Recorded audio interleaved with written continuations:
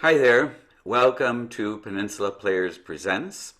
And today, as a guest, I'd like to welcome Alden Vasquez, who has been a stage manager with us for 7 seasons. Alden, hello. Hi, Greg. Nice to see you again.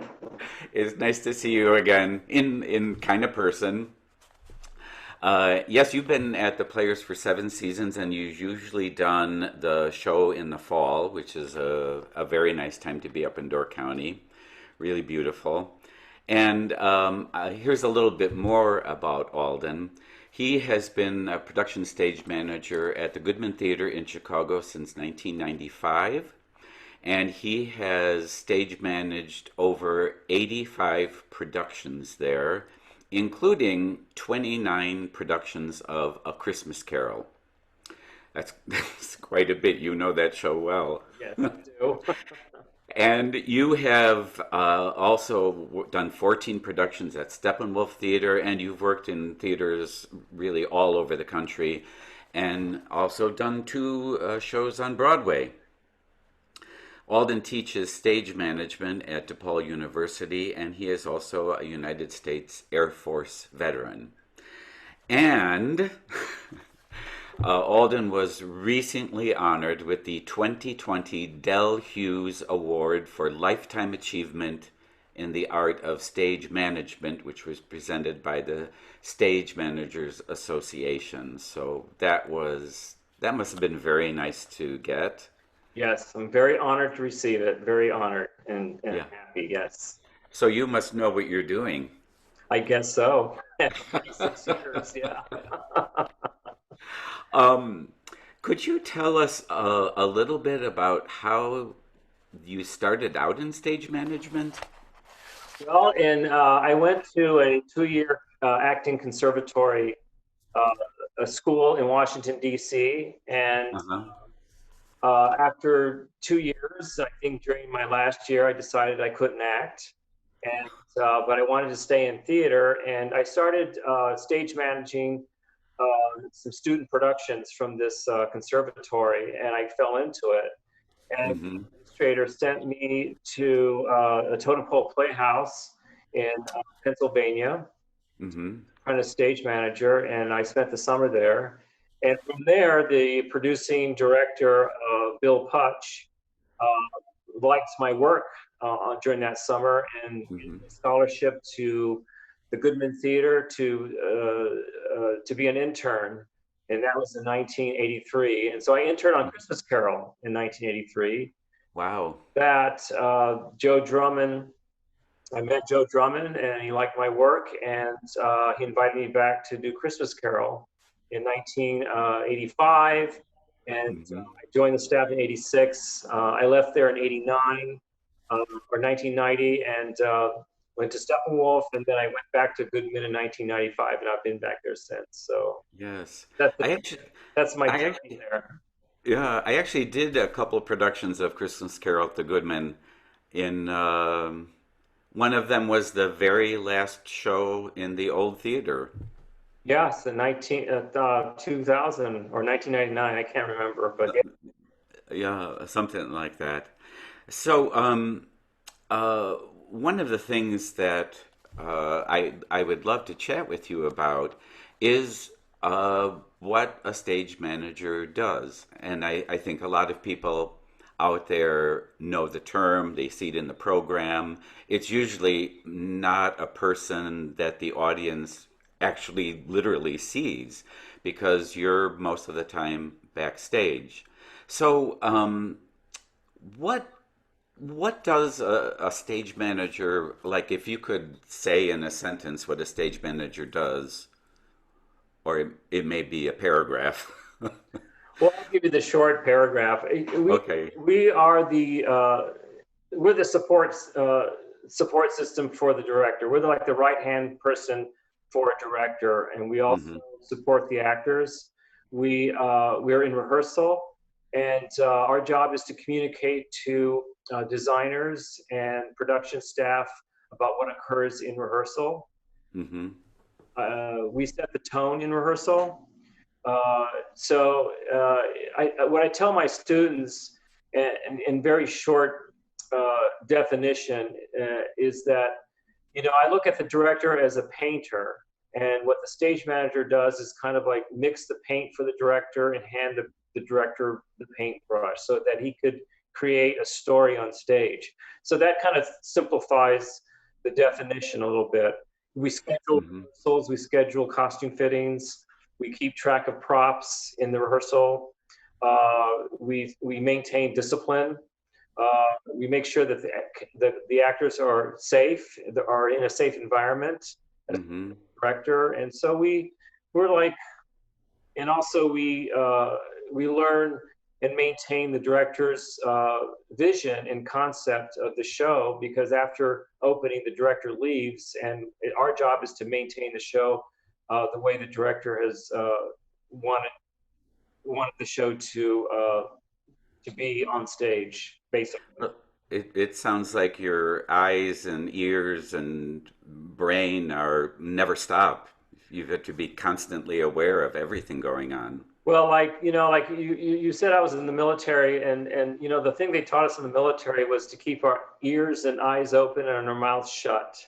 So, Uh-huh. I kind of take that to rehearsal. We're there to observe and make sure we get all the information and communicate it, but we're kind of invisible. But Hmm. so we have a presence in rehearsal. But absolutely necessary. And for those people who don't know, um, Alden is also, as a stage manager, a member of Actors Equity Association, which is the professional union for actors and stage managers.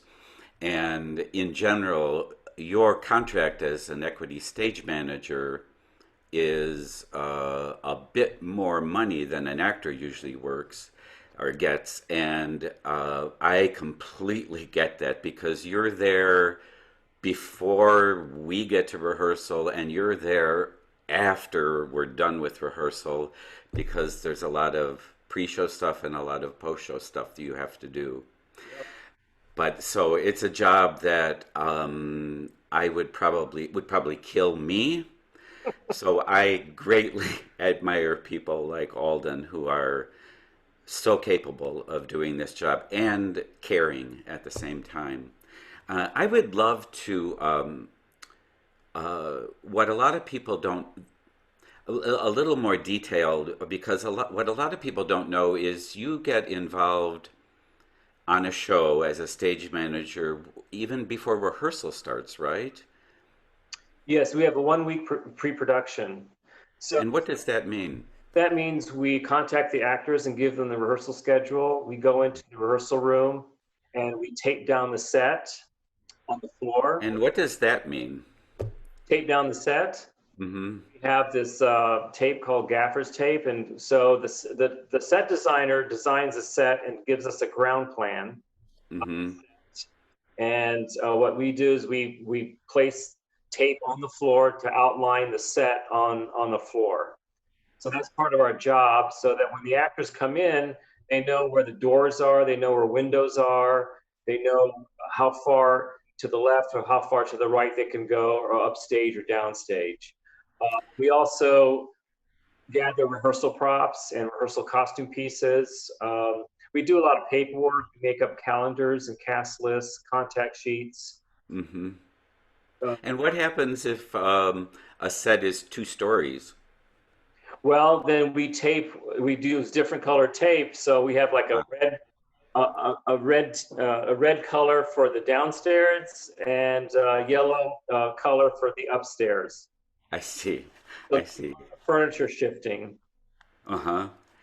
Um, and and then you also you mentioned you have a team of people you work with.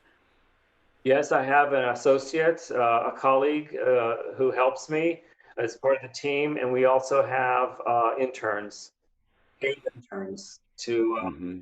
to help with the production. So there's usually about 3 or 4 of us, depending on the size of the production. We may have 2 interns or one, but our team consists of about 4 people. I see. Wow.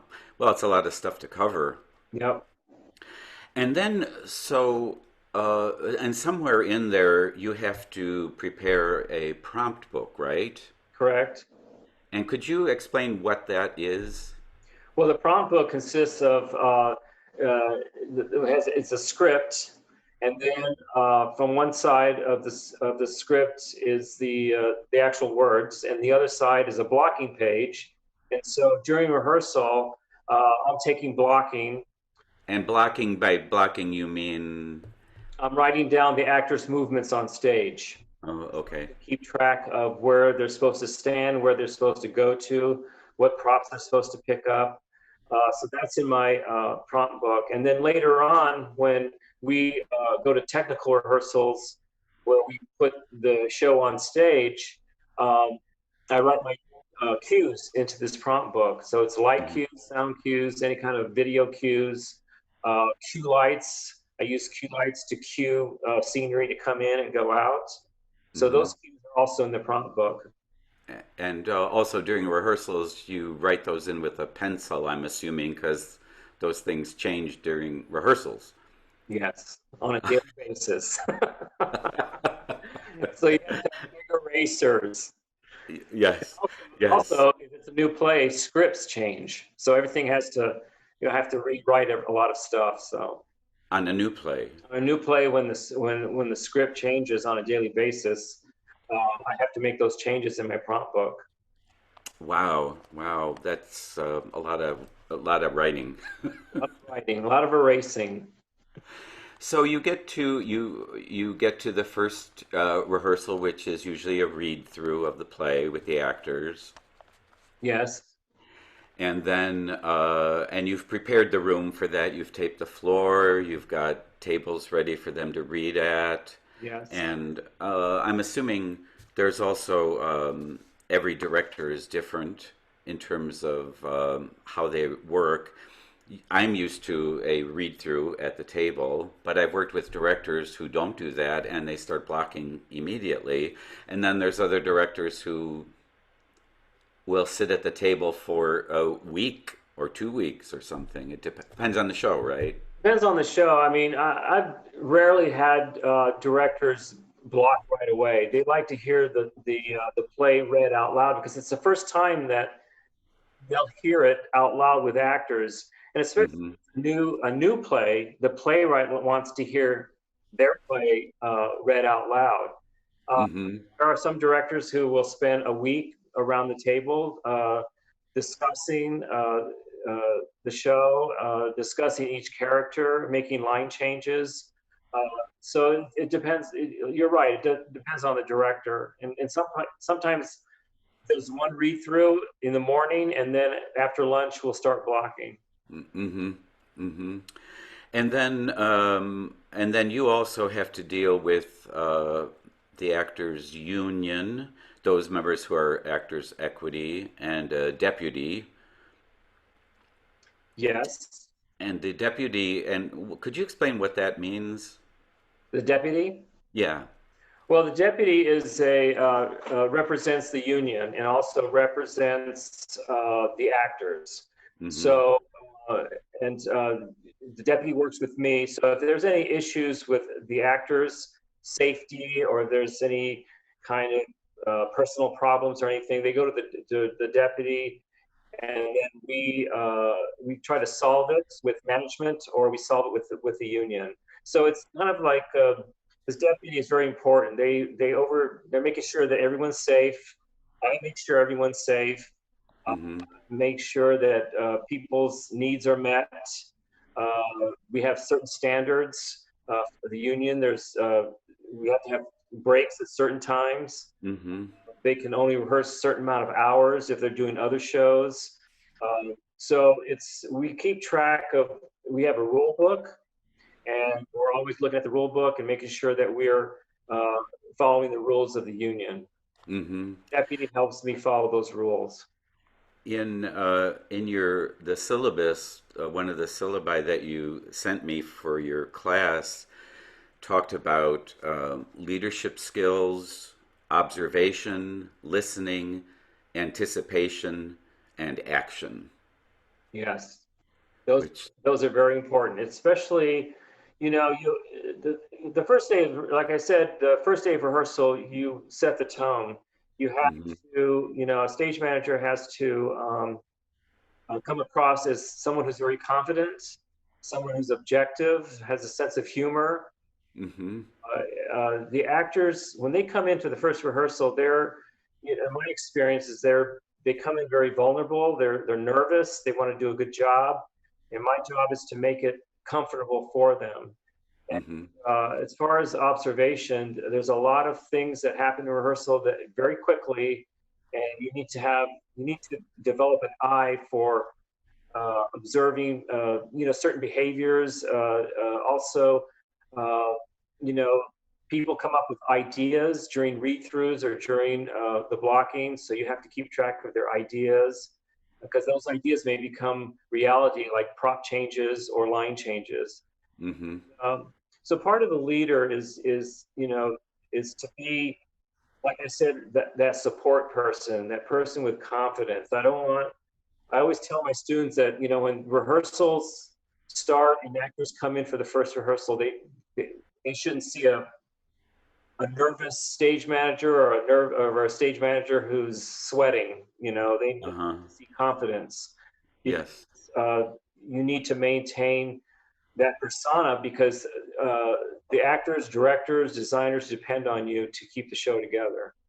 And I know when I've directed a show that you've stage managed or acted in a show that you've stage managed, I've always greatly appreciated that from you, is that I feel that things are being taken care of and I'm being looked after, and there's always someone that I can go to talk about stuff. It's all that stuff is so crucial because it's such a the processes can be kind of emotional sometimes, Yeah, yeah. and We're artists. Working with artists is it's wonderful. But artists are sensitive, actors are sensitive, designers are sensitive, and so like I said, I need to make it safe and make sure that they're comfortable and that they're able to create in a safe environment.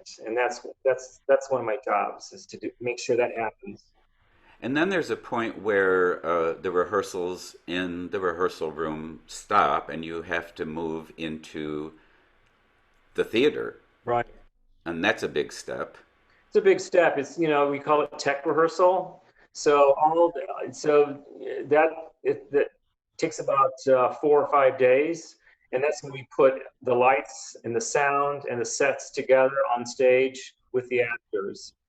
And they're long hours, and so the lighting designer and the sound designers are working, the set designers are working. We're also training the backstage crew of how to run the show from the backstage area. I'm learning my cues. The lighting designer and the sound designers are giving me my cues. Hmm. Uh, so that's what tech rehearsals it's about. And I have to say that in my experience during tech, having a stage manager who's calm Yes. and is organized and is so vital, because that can be a really tricky time. Yeah, we start tech on Tuesday, and then you have sometimes a preview with an audience Friday or Saturday. So you're under deadlines. Hmm. Sometimes the sets don't work right, or it's a high pressure. I love tech actually because it's like driving the bus. My Uh-huh. responsibility in tech is to drive the bus and Yeah. to make sure that everyone is moving forward. That we're never stopping. We're moving forward and getting things done. But yeah, it's a little intense sometimes, but we all have fun.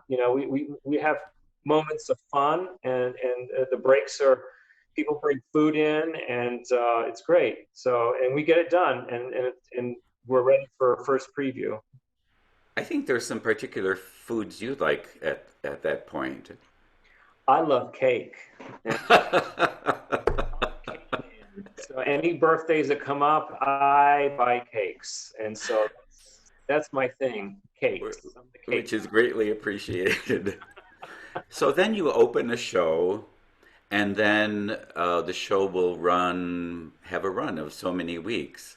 So what is a typical evening or matinee with the show? You get there sometime well before curtain time. guy. I get there an hour before half hour, and then I call the half hour, make sure all the actors are signed in. I give notes for the previous performance. Uh, And in terms of notes, what is your goal with those? my goal is to make sure they're implemented. I mean, my notes are not, like I said before, I have to maintain the director's vision. So if anybody is Mhm. going off the rails a little bit, I have to pull them back. So, I have to talk the talk. I have to talk the actor talk. I have, Mhm. actor notes, but there are also technical notes like enunciation and in vocal volumes, or if they're off their blocking, uh, I give those Right. notes. But I have to maintain that show. And also, you have to, if is any physical violence in this show, you have to deal with a fight call. Yeah, we have fight calls like 10 minutes before half hour. We also Mhm. have intimacy calls if there's any kind of intimacy on stage, any kind of dance. We have dance calls. Uh, Mhm. Sometimes even vocal calls. Having people vocalize on stage before half hour. And then, so then you call, and the actors have to be there at half hour before curtain, right? Yes, to get into costume, get ready. And then you keep tabs on them, Yeah, I call a 15 minute, a 5 minute, and places, and then we're off and running. and then you have to connect with the theater, the house management, to make sure that House manager comes and says, "We're ready." The doors are closed, and I start the first cue. and hopefully you don't stop. Hopefully, I'm assuming that has happened. yes. I've stopped a lot of shows. Yes, when scenery doesn't come in, or you name it, it's happened. So I've had actors get sick during a show. I've had scenery break. Uh, I've had patrons faint in the Oh, audience. So we've had medical emergencies. We've had, you name it. I've had Tiny Tim throw up on stage, and so you have to be ready for everything in that booth. So yeah. Which is where you hope you have a good crew and yeah, good people backstage to yeah. deal with all of that also. My crew to they're the ones that tell me, if something's happening backstage, they're the ones that tell me we need to stop, and I don't Mhm. question them. I just say, okay, we're gonna stop, and we stop the show. Well, it certainly reminds everyone that it's live theater, that's for sure. Right. And then, I know that once the curtain comes down and the show is ended and the audience is leaving, I don't think that your job is even then quite done. No, we do performance reports for the management. If there's any, sometimes if there's any notes I need to take care of for backstage, we give to the crew. I check in with our floor manager and our house carpenter, and also my associate, depending on who's calling the show that night, and we have our notes for the next day. And also, with the Goodman, you are not, once the show opens, you're still rehearsing because you have understudies to deal with, right? Understudy rehearsal twice a day, 5 hours a day. Yes. I just can't believe your schedule. It's like nonstop. It's nonsense. So the days we're not doing understudy rehearsals, we're having matinees. So it's basically, Monday's a day off, and so like I said, Understudies are usually Wednesdays and Fridays, and we have matinees Thursday, Saturday, and Sunday. So I remember one of the shows I worked with you on was a production of Measure for Measure at the Goodman, and I was an outside understudy for a couple roles. And I'll never forget, you very gave the understudies very clearly the idea that we would need to be ready to go on the first preview. yes, Yes, you did put the fear of God in us. yes, because based on experience, we have put understudies on the first preview. When So has that happened? well, we did. We put Brian Dennehy was sick first preview for Iceman Cometh, and his understudy went on for the first preview. So I Oh my gosh. totally prepared. Wow. Had one rehearsal with him that afternoon, and he went on that night. So Yeah. it does happen. And Yeah. I remember Ron Raines was sick. First preview for Christmas Carol, he played Mr. Cratchit, and we put his understudy on Mm-hmm. first preview. Yeah. Yeah. So have you been to, I mean, you've had like a great career this far, and I know you have a lot more of your career left, but have there been any particular highlights in the shows you've worked on or people you've worked with are they all special? They're all special. You know, they're all different.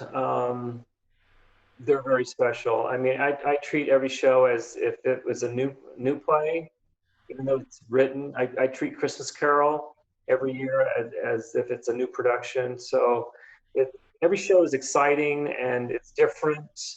It's different people, and so I don't really have. I have some favorites, but they're all my favorites. So. Gotcha. Yeah. So you were, I think, in the middle of a show when the pandemic hit.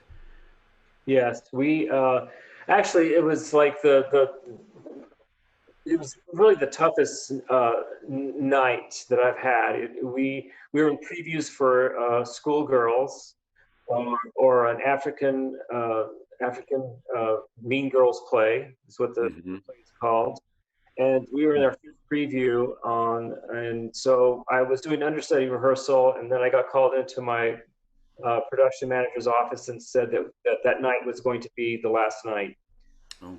We were shutting down. We were going to come in. We came in the next day to film it for streaming. But Hmm. night, at half hour, we had to tell the cast that we were not going to open. That was the last show. The last live show is March 12th. And it was hard because I had a cast of these young ladies who this is their first big shot, their first big show that they've ever done. Hmm. And so to see their disappointments and hurt was just hard for me personally, just to see these young ladies who worked so hard on this show to all of a sudden have to stop because of pandemic. So that was one of the hardest nights, is to see the disappointment and the tears. But also, you know, I had to maintain my composure, and I mean, I hurt for them. I had to maintain my composure, you know, as a manager, and get that show running that night, and then also the next night when we had to shoot it and for streaming. So Hmm. yeah, it was hard. It's hard on all of us.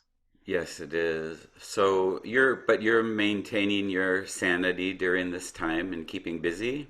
Yes, I'm working as a landscaper. Oh, how nice. So you get outside. I mow lawns, Yes? and Wonderful. I put in patios and put in sod and clean up and rake and clean up yards. And so it's been good. It's been good.